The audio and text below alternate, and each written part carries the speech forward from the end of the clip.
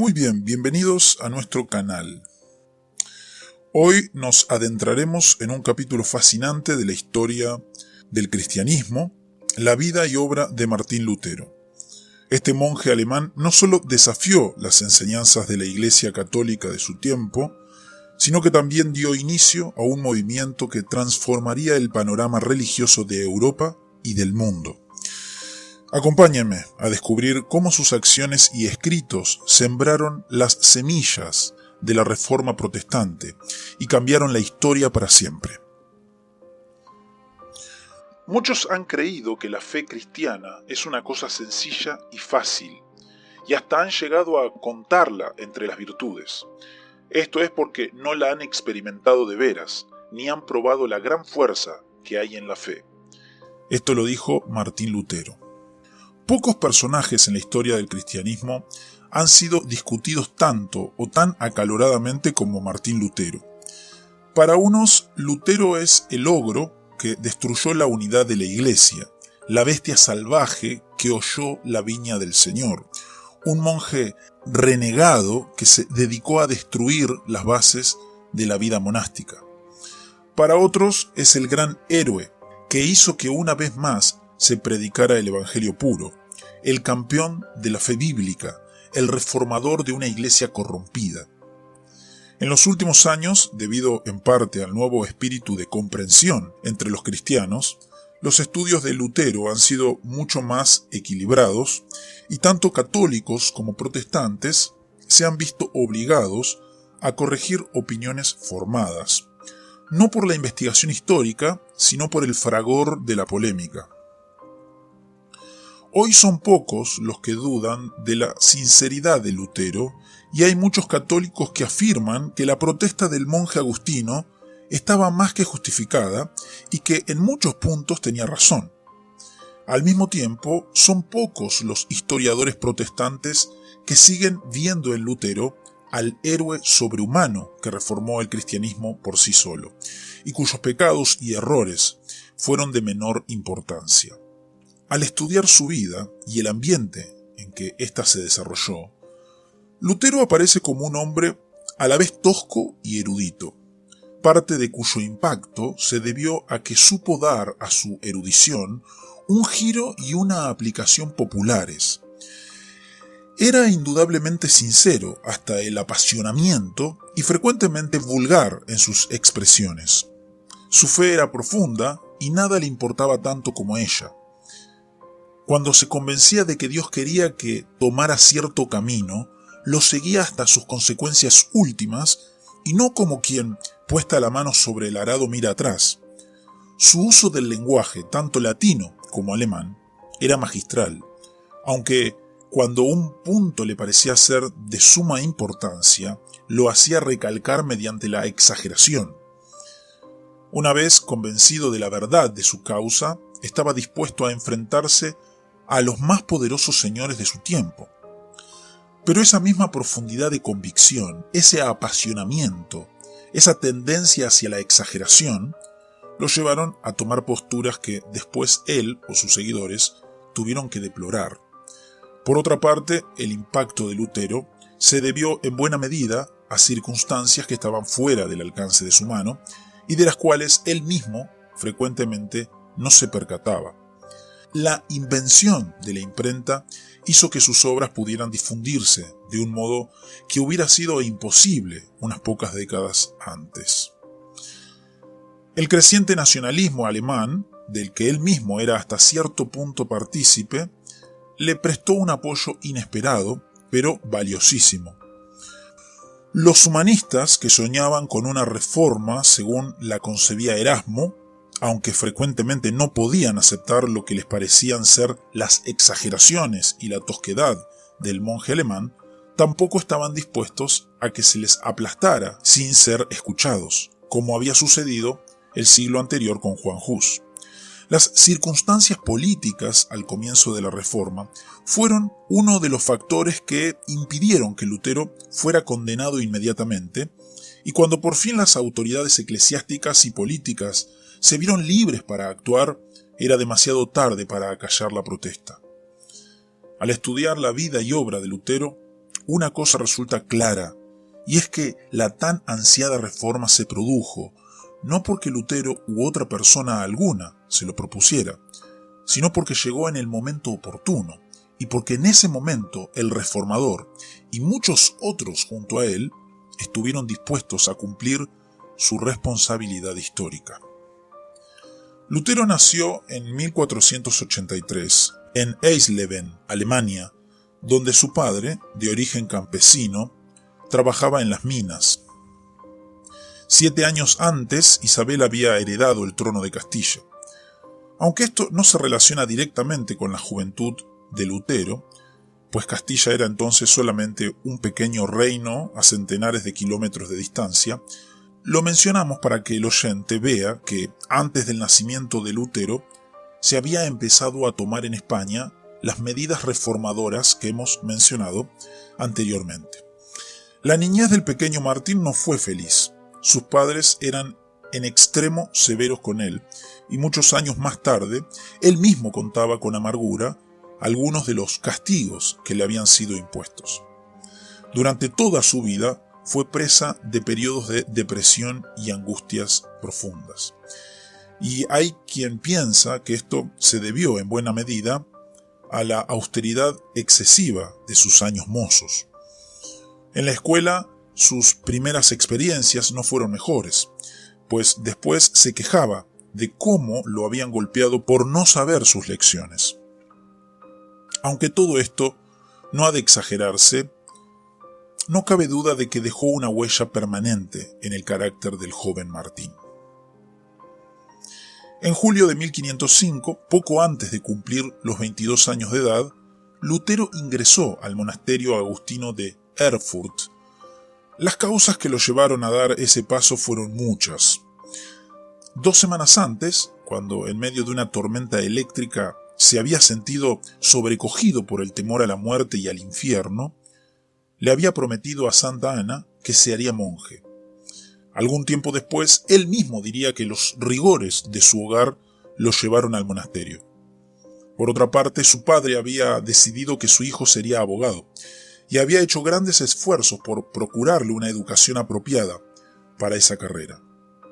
Lutero no quería ser abogado, y por tanto es muy posible que, aún sin saberlo, haya interpuesto la vocación monástica entre sus propios deseos y los proyectos de su padre.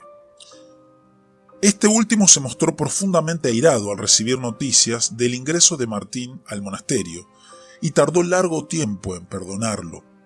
Pero la razón última que llevó a Lutero a tomar el hábito, como en tantos otros casos, fue el interés en su propia salvación.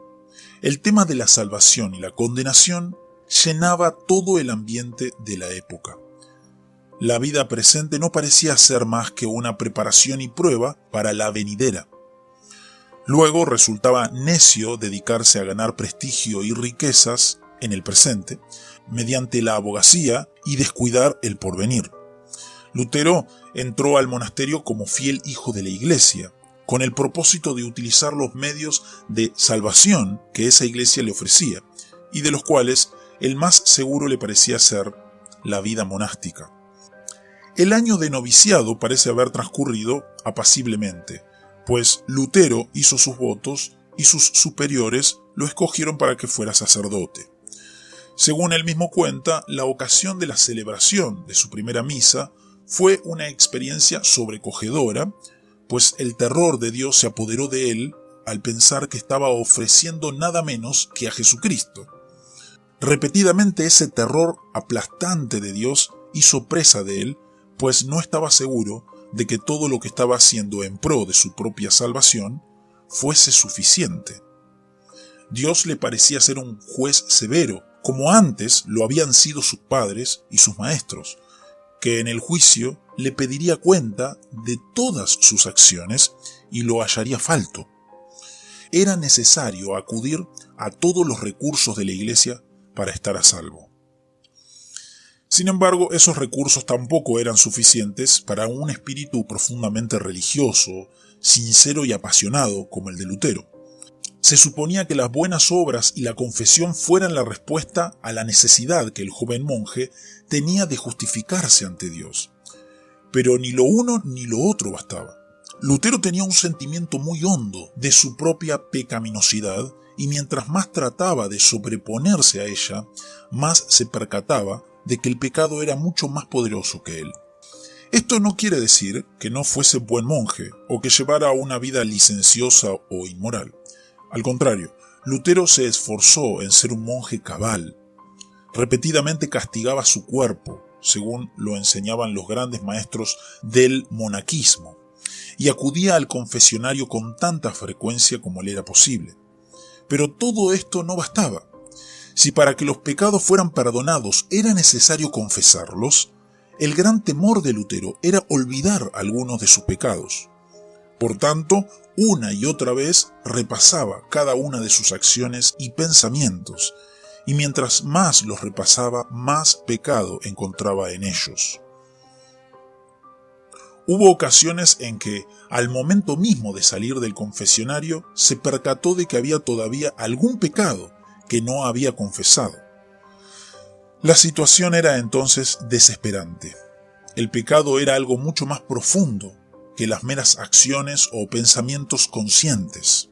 Era todo un estado de vida, y Lutero no encontraba modo alguno de confesarlo y de ser perdonado mediante el sacramento de la penitencia. Su consejero espiritual le recomendó que leyera las obras de los místicos.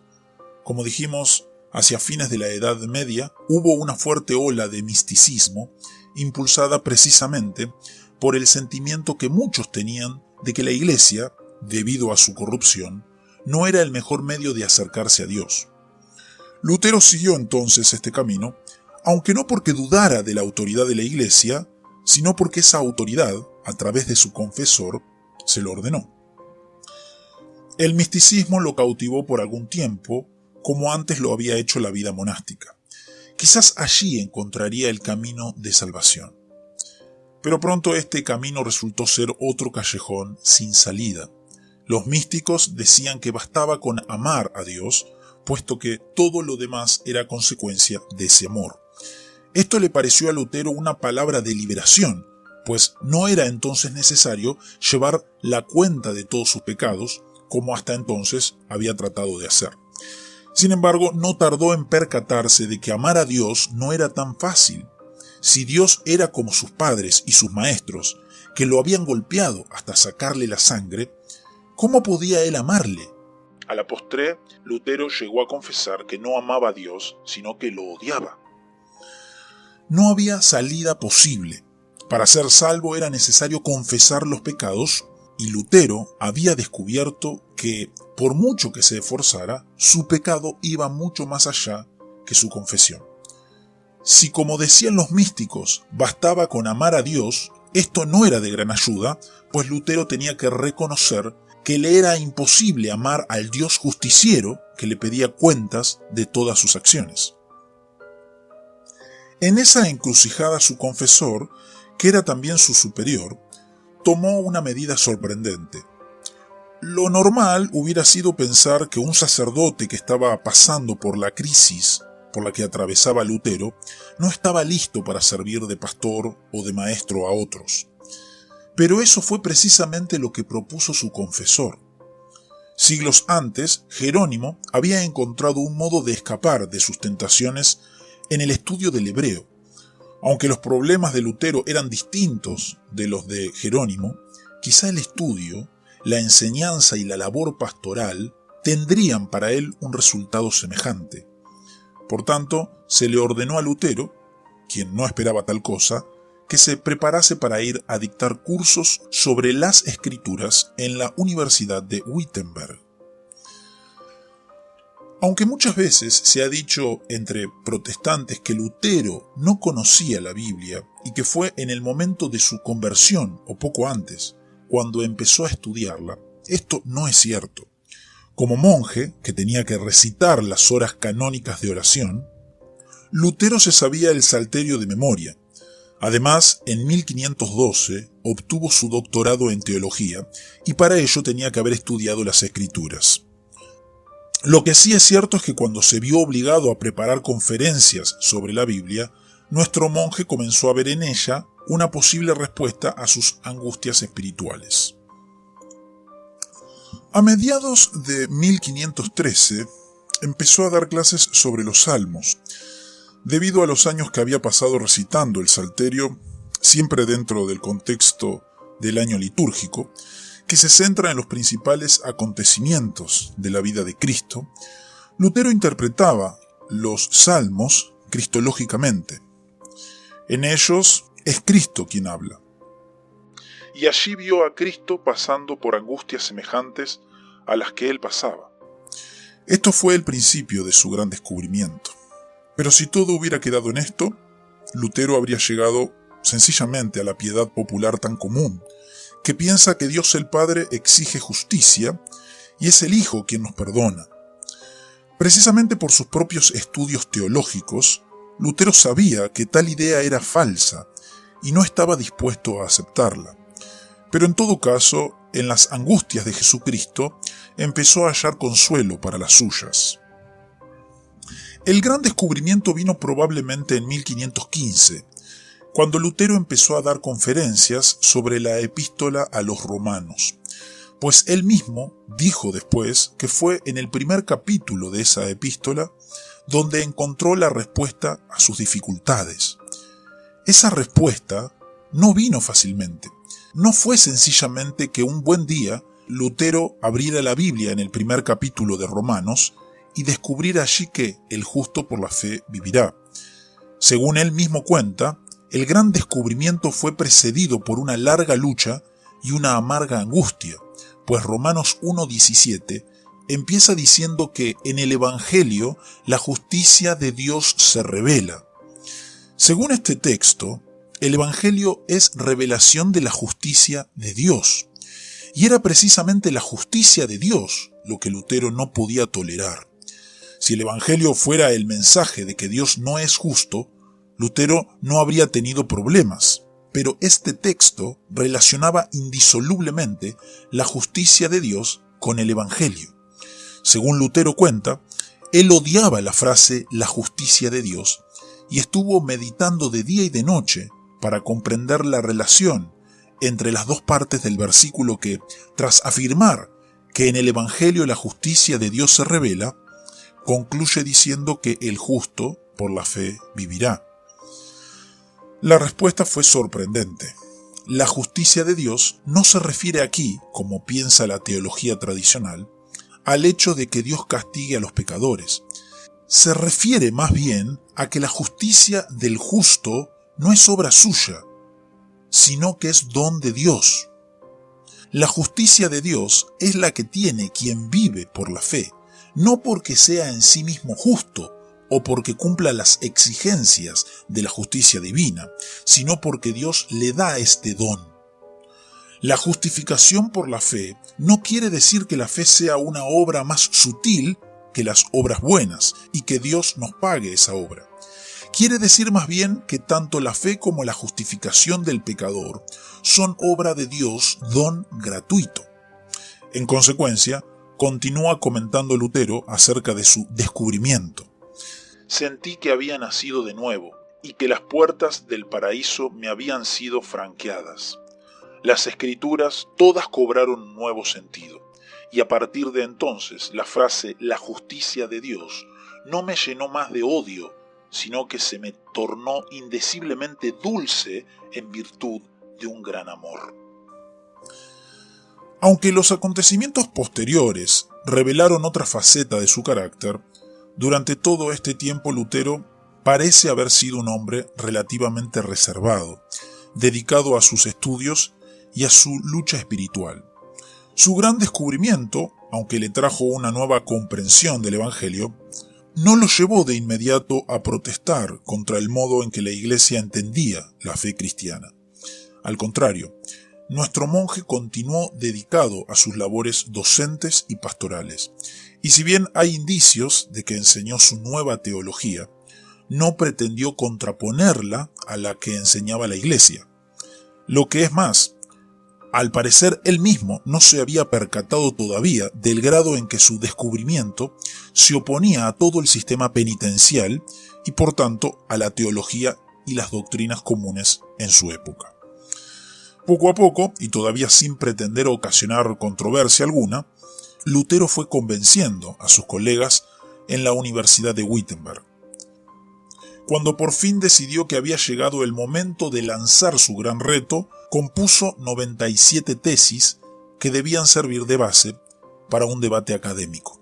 En ellas, Lutero atacaba varios de los principios fundamentales de la teología escolástica y por tanto esperaba que la publicación de esas tesis y el debate consiguiente serían una oportunidad de darle a conocer su descubrimiento al resto de la Iglesia. Pero para su sorpresa, llegó la fecha del debate y solamente se le prestó atención en los círculos académicos de la universidad. Al parecer, el descubrimiento de que el Evangelio debía entenderse de otro modo al que corrientemente se predicaba, que le parecía tan importante a Lutero, tenía sin cuidado al resto del mundo. Pero entonces sucedió lo inesperado. Cuando Lutero produjo otras tesis, sin creer en modo alguno que tendría más impacto que las anteriores, se creó un revuelo tal que a la larga toda Europa se vio envuelta en sus consecuencias. Lo que había sucedido era que, al atacar la venta de las indulgencias, creyendo que no se trataba más que de la consecuencia natural de lo que se había discutido en el debate anterior, Lutero se había atrevido, aún sin saberlo, a oponerse al lucro y los designios de varios personajes mucho más poderosos que él. La venta de indulgencias que Lutero atacó había sido autorizada por el Papa León X y en ella estaban envueltos los intereses económicos y políticos de la poderosísima casa de los Hohenzollern, que aspiraban a la hegemonía de Alemania. Uno de los miembros de esa casa, Alberto de Brandeburgo, tenía ya 2 sedes episcopales y deseaba ocupar también el arzobispado de Mainz, que era el más importante de Alemania. Para ello se puso en contacto con León X, uno de los peores papas de aquella época, de papas indolentes, avariciosos y corrompidos. León le hizo saber que estaba dispuesto a concederle a Alberto lo que pedía a cambio de 10.000 ducados. Puesto que esta era una suma considerable, el Papa autorizó a Alberto a proclamar una gran venta de indulgencias en sus territorios a cambio de que la mitad del producto fuese enviado al erario papal. Parte de lo que sucedía era que León soñaba con terminar la Basílica de San Pedro, comenzada por su predecesor Julio II, y cuyas obras marchaban lentamente por falta de fondos. Luego, la gran basílica que hoy es orgullo de la Iglesia romana fue una de las causas indirectas de la Reforma protestante. Quien se encargó de la venta de indulgencias en Alemania Central fue el dominico Juan Tetzel, hombre sin escrúpulos que, a fin de promover su mercancía, hacía aseveraciones escandalosas.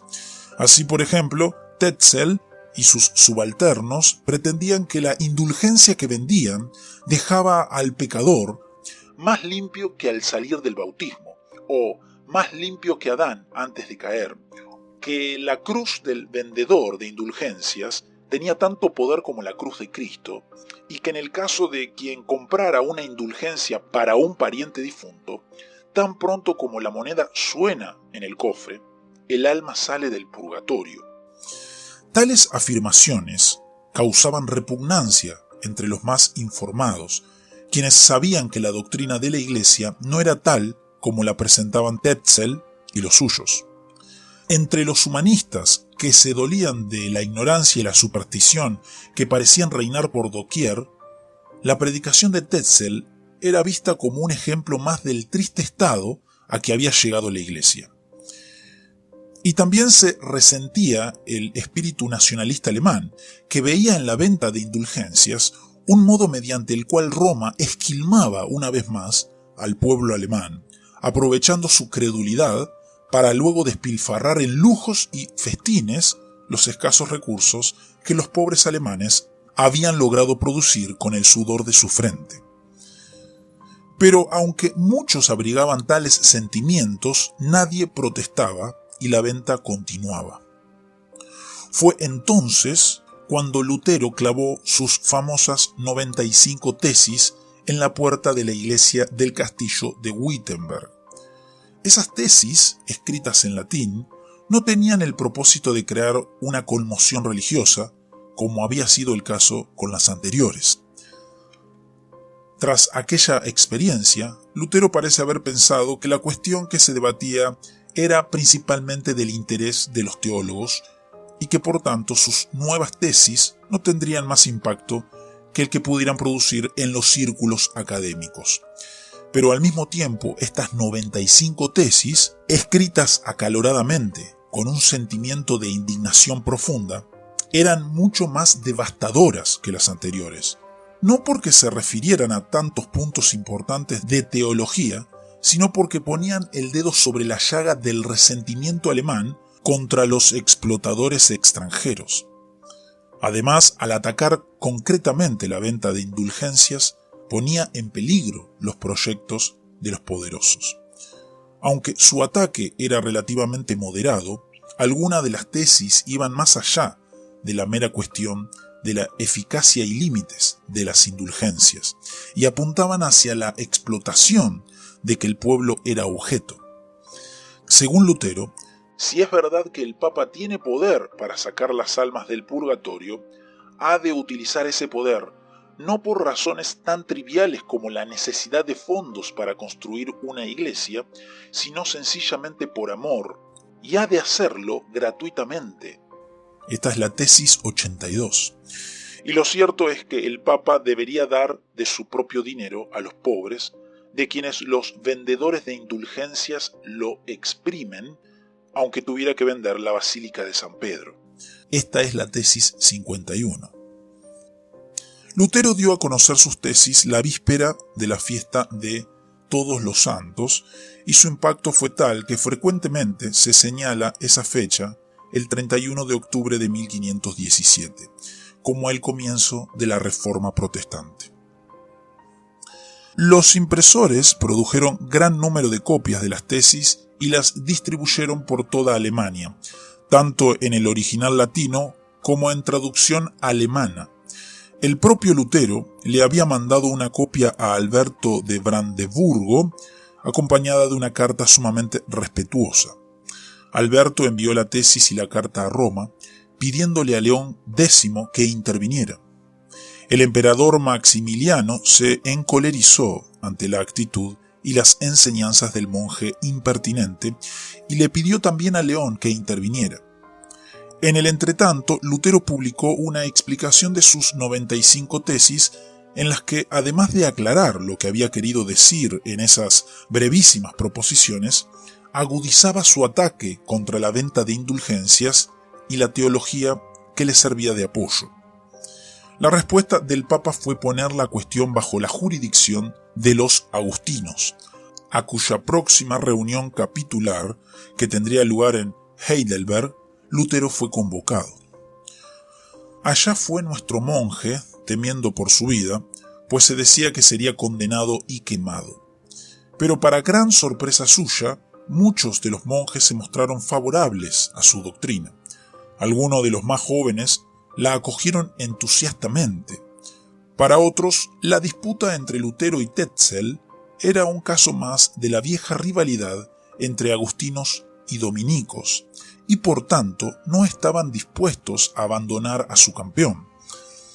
En consecuencia, Lutero regresó a Wittenberg fortalecido por el apoyo de su orden y feliz de haber ganado varios conversos a su causa. El Papa entonces tomó otro camino. En breve debía reunirse en Augsburgo la Dieta del Imperio, es decir, la asamblea de todos los potentados alemanes, bajo la presidencia del emperador Maximiliano. El legado papal a esa dieta era el cardenal Cayetano, hombre de vasta erudición, cuya misión principal era convencer a los príncipes alemanes de la necesidad de emprender una cruzada contra los turcos, que amenazaban a Europa, y de promulgar un nuevo impuesto para ese fin. La amenaza de los turcos era tal que Roma estaba tomando medidas para reconciliarse con los husitas de Bohemia, aun cuando esto implicara acceder a varias de sus demandas. Por tanto, la cruzada y el impuesto eran la principal misión de Cayetano, a quien entonces el Papa comisionó además para que se entrevistara con Lutero y lo obligara a retractarse. Si el monje se negaba a ello, debía ser llevado prisionero a Roma. El elector Federico el Sabio de Sajonia, dentro de cuya jurisdicción vivía Lutero, obtuvo del emperador Maximiliano un salvoconducto para el fraile, quien se dispuso a acudir a Augsburgo, aun sabiendo que poco más de 100 años antes, y en circunstancias muy parecidas, Juan Hus había sido quemado en violación de un salvoconducto imperial. La entrevista con Cayetano no produjo el resultado apetecido. El cardenal se negaba a discutir con el monje y exigía su abjuración. El fraile, por su parte, no estaba dispuesto a retractarse si no se le convencía de que estaba equivocado. Cuando por fin se enteró de que Cayetano tenía autoridad para arrestarlo, aún en violación del salvoconducto imperial, abandonó la ciudad a escondidas en medio de la noche, regresó a Wittenberg y apeló a un concilio general. Durante todo este periodo, Lutero había contado con la protección de Federico el Sabio, elector de Sajonia y por tanto señor de Wittenberg. Federico no protegía a Lutero porque estuviera convencido de sus doctrinas, sino porque le parecía que la justicia exigía que se le juzgara debidamente. La principal preocupación de Federico era ser un gobernante justo y sabio. Con ese propósito fundó la Universidad de Wittenberg, muchos de cuyos profesores le decían que Lutero tenía razón y que se equivocaban quienes lo acusaban de herejía. Por lo menos mientras Lutero no fuese condenado oficialmente, Federico estaba dispuesto a evitar que se cometiera con él una injusticia semejante a la que había tenido lugar en el caso de Juan Hus. Sin embargo, la situación se hacía difícil, pues cada vez eran más los que decían que Lutero era hereje y por tanto la posición de Federico se volvió precaria. En esto estaban las cosas cuando la muerte de Maximiliano dejó vacante el trono alemán y fue necesario elegir un nuevo emperador. Puesto que se trataba de una dignidad electiva y no hereditaria, inmediatamente se empezó a discutir acerca de quién sería el próximo emperador. Los dos candidatos más poderosos eran Carlos I de España, el hijo de Juana la Loca y Felipe el Hermoso, y por tanto nieto de Isabel, y Francisco I de Francia. Ninguno de estos dos candidatos era del agrado del Papa León, pues ambos eran demasiado poderosos y su elección a la dignidad imperial quebrantaría el equilibrio de los poderes europeos, que era la base de la política papal. Carlos tenía, además de los recursos de España, que comenzaba a recibir las riquezas del Nuevo Mundo, sus posesiones hereditarias en los Países Bajos, Austria y el sur de Italia. Si a todo esto se le añadía el trono alemán, su poder no tendría rival en Europa.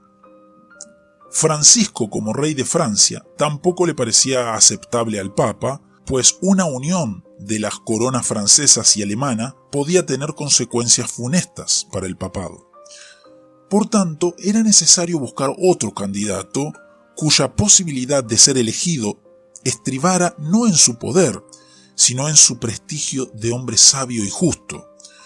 Dentro de tales criterios, el candidato ideal era Federico el Sabio, respetado por los demás señores alemanes.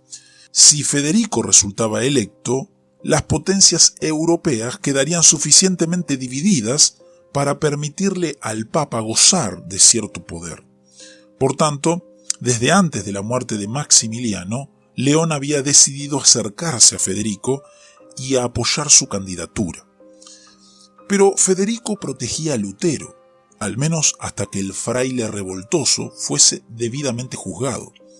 Por tanto, León decidió que lo mejor era postergar la condenación de Lutero y tratar de acercarse tanto al monje como al elector que lo defendía.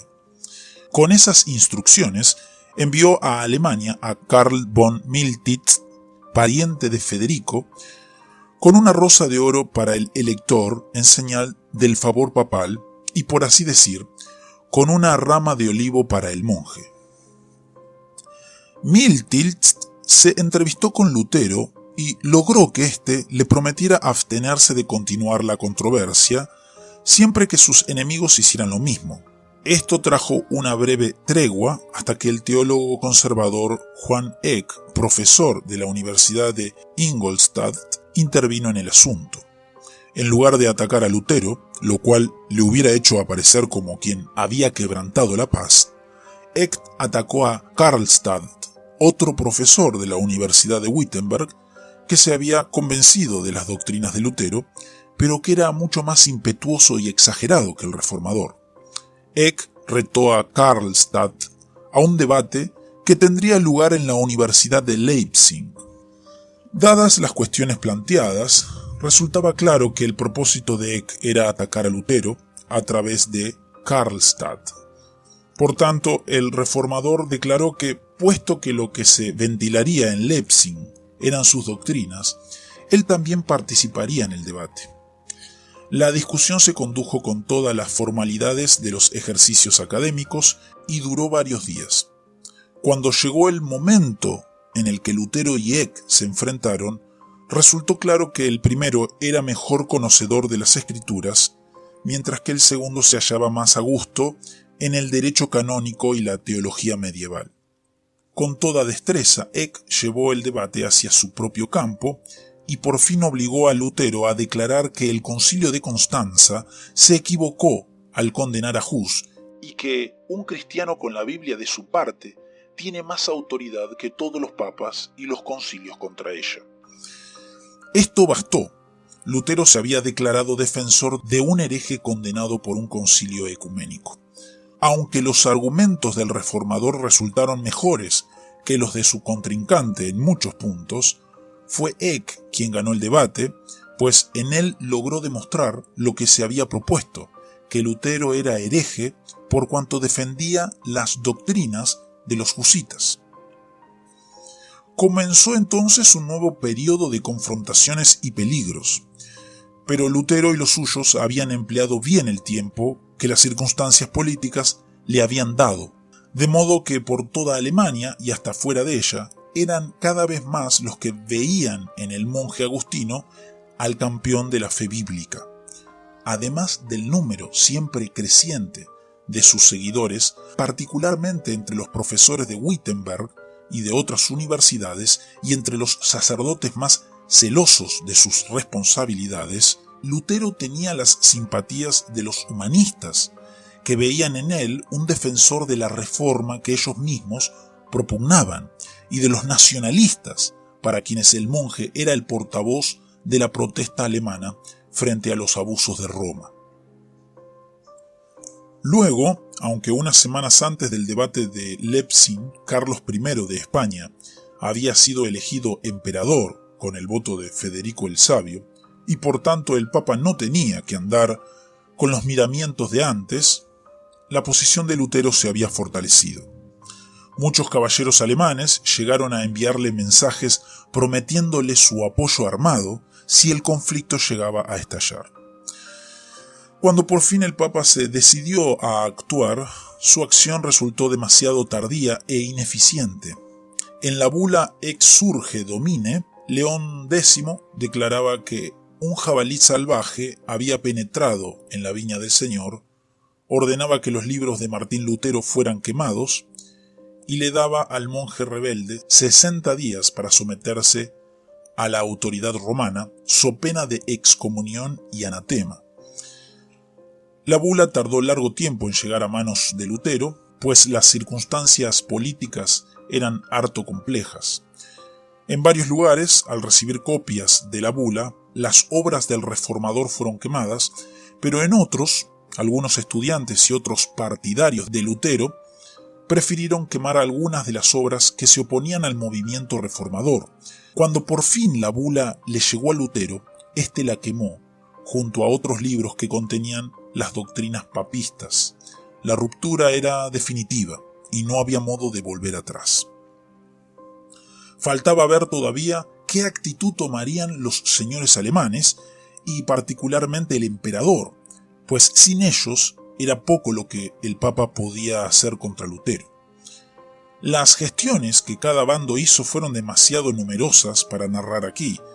Baste decir que, aunque Carlos V era católico convencido, no dejó por ello de utilizar la cuestión de Lutero como un arma contra el Papa cuando éste pareció inclinarse hacia su rival, Francisco I de Francia. A la postre, tras largas idas y venidas, se resolvió que Lutero comparecería ante la Dieta del Imperio, reunida en Worms en 1521. Cuando Lutero llegó a Worms, fue llevado ante el emperador y varios de los principales personajes del imperio. Quien estaba a cargo del interrogatorio le presentó un montón de libros y le preguntó si él los había escrito. Tras examinarlos, Lutero contestó que los había escrito todos y varios otros que no estaban allí. Entonces, su interlocutor le preguntó si continuaba sosteniendo todo lo que había dicho en ellos o si estaba dispuesto a retractarse de algo. Este era un momento difícil para Lutero, no tanto porque temiera al poder imperial, sino porque temía sobremanera a Dios.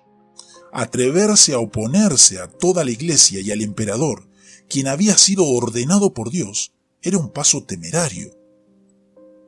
Una vez más el monje tembló ante la majestad divina y pidió un día para considerar su respuesta.